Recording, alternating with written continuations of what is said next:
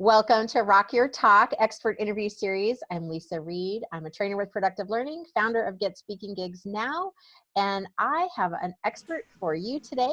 His name is Michael Ashley.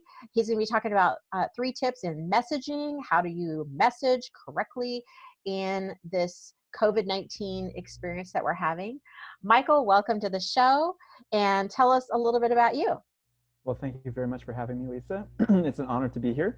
A little bit about me. So I own a creative content company called Ink Wordsmiths, located in Mission Viejo in California. And we specialize in turning our clients into thought leaders and influencers through the power of storytelling and the written word. So for instance, in the last 4 years, we've written 25 books for our clients on a range of different subjects. 4 were bestsellers. We also write articles for our clients and speeches and blogs and help them when it comes to strategy and getting their message out there and connecting with hearts and minds. Yeah, you have done a lot. I mean, we've known each other for a long time, and it's exciting to see all the people that you're helping. I think you recently wrote an article for Forbes magazine, is that correct? And then you're like all over the world, really, all over the world. And it's pretty cool stuff. So you're going to have to check out Michael. Yeah, I'm going to tag him in the LinkedIn section, so you'll see his name, but you can also check out Ink Wordsmiths with the S at the end.com to find out more. And I definitely want to hear about your tips. So you had some tips for messaging for people as they're going through this particular COVID-19 process as a business owner or business person. What do you want to share with us today? Sure. So for tip number 1, I would say be of service to others. We're going through what has been described as the most difficult challenge this country has ever faced.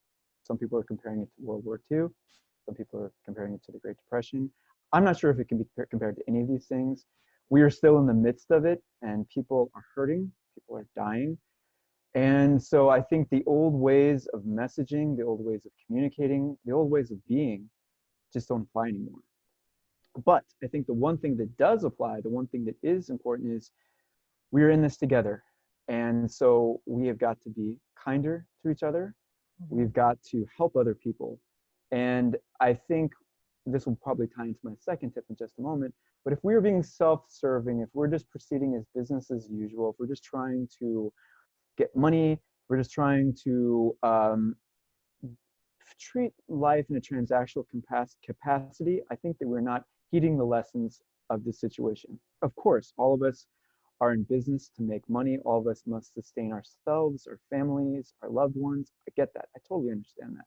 But I think it would be a mistake to not use this opportunity, not use this challenge as an opportunity. So Rahm Emanuel, the former chief of staff of Barack Obama, said we don't waste any chance to use a crisis. And that can sound opportunistic. I'm not saying it in that way. I'm saying let's use this opportunity to be better people. In fact, I wrote a series of articles beginning with Forbes and LinkedIn talking about exactly this subject. And so when it comes to your messaging, think about ways, whatever it is that you do. If you're a dentist, think about tips that you could tell other people because they can't come to the office, presumably, especially if they have young children. I have a different client who is in the educational space. His name is Jay Connor. He's going to be on the Dummies podcast next week. And his company is called Learning Ovations, and they're all about literacy outcomes. And so he's going on the Dummies podcast. And he's talking about how to do remote teaching, how to do also lesson plans if you're a mother or father that's suddenly now in the business of homeschooling. Yeah, you're homeschooling, right? Oh my gosh. Yeah. How do you do it? I know how important it is. My wife, who, God bless her, she has a broken foot. And before all this happened, that occurred, she is teaching our 5-year-old, and actually it's going pretty well. I'm happy to say Teddy's doing a really good job with it. But she had some background. She was teaching preschool before this happened, and she is just naturally adept at things like that. So my point in saying this all is that no matter what you do, whatever your business is, you can definitely find a way to help other people at this point and to be of service, and that is what is needed at this point. I totally agree. There's just a way, and I've seen that, and I'm sure you're seeing that too with people. Really, I've had a really powerful experience this morning of that occurring my husband is a golf instructor, and there are obviously golf courses are not open right now. So we had someone who's close to us. He said, "Oh, is your husband working?" And I said, "No, he's not." And so he very generously sent him $1,000, just like without even which was extremely. I was like, "You're gonna make me cry!" Like that was just so thoughtful and a brilliant illustration of how we can support each other.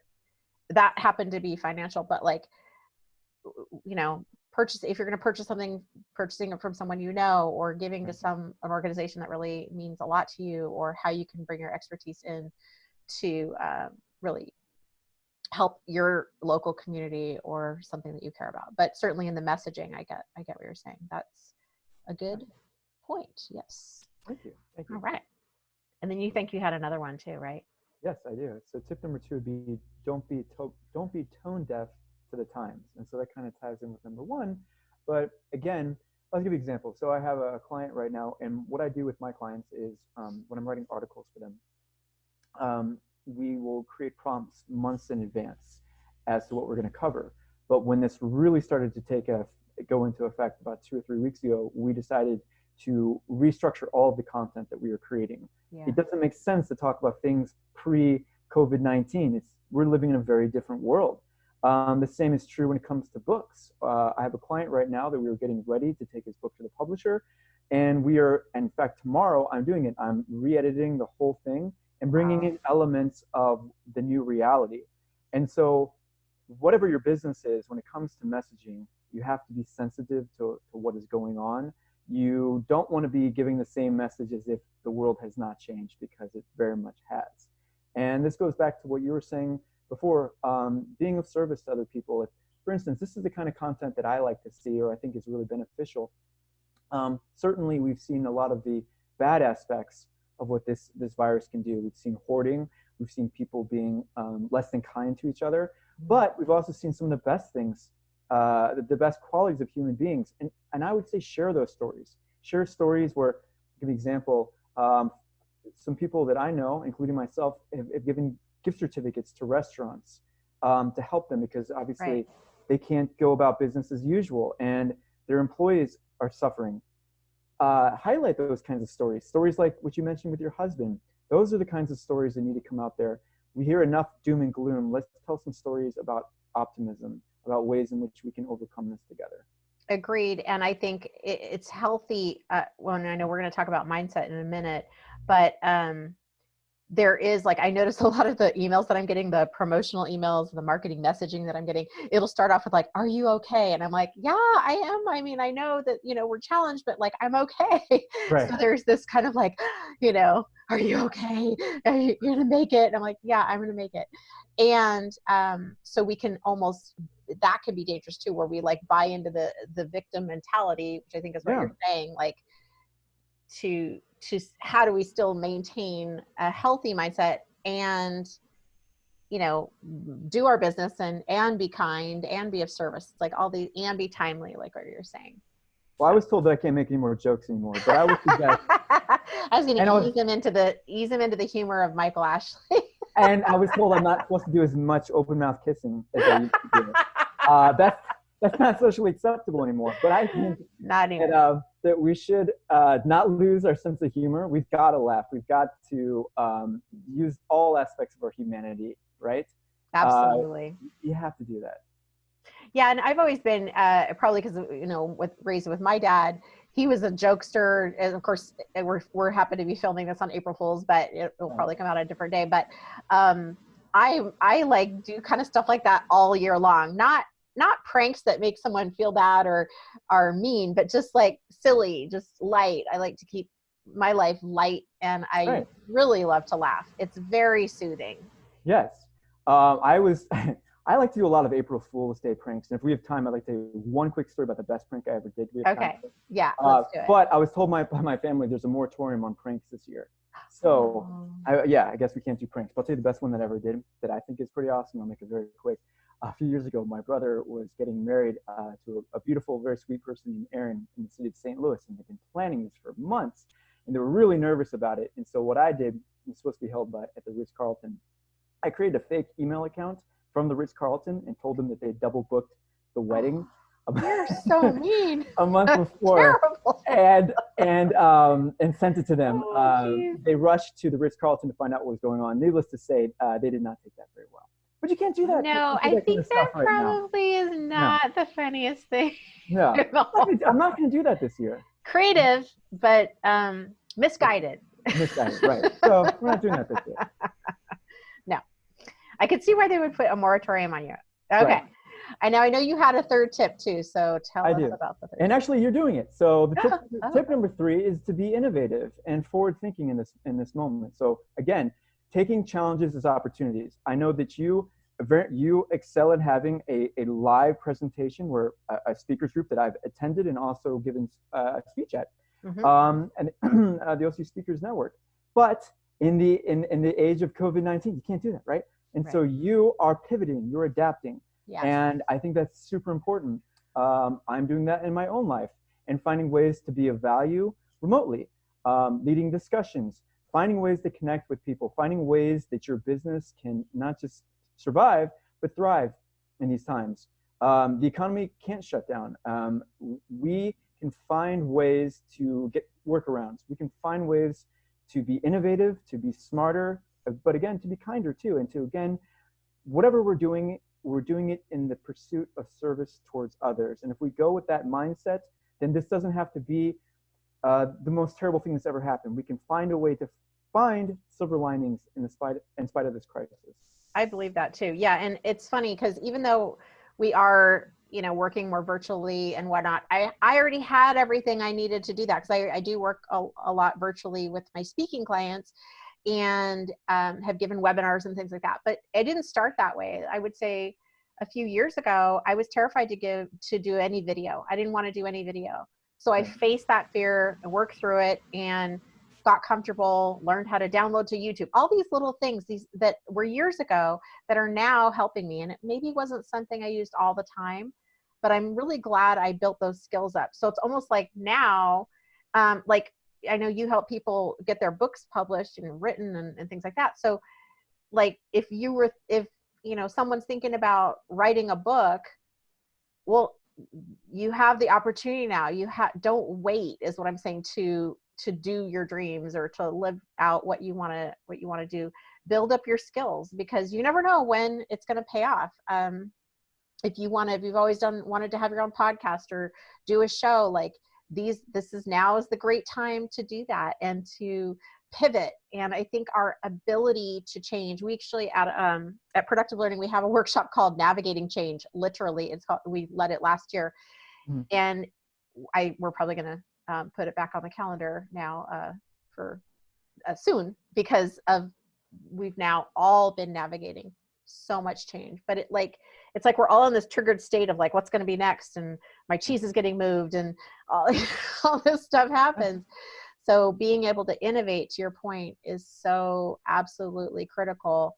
That flexibility and pliability in, okay, how can I be creative? And I know that's one of your specialties is creativity. So yeah, well, I think if I gave a bonus tip about that, about this conversation, it is get comfortable with being uncomfortable.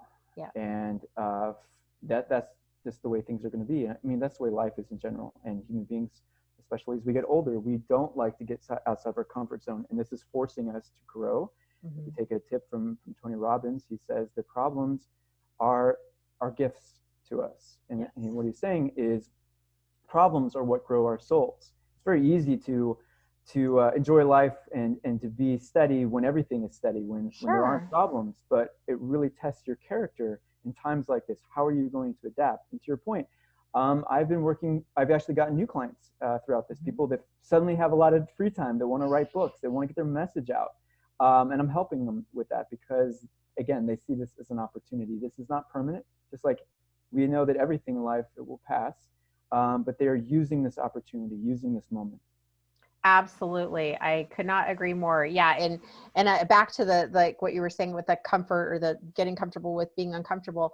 That's actually one of the mottos that I would have going in when I'm in a workshop at Productive Learning as a client, like if I'm sitting in and participating, if there's something that comes up to me that I'm like, oh, I don't really want to deal with that or open up that can of worms, or like I noticed internally that I'm pushing it away, I will then go, oh, that means I'm going to go further into it instead of retreat from it. Like, okay, I don't want to look at this, so therefore I am going to look at it.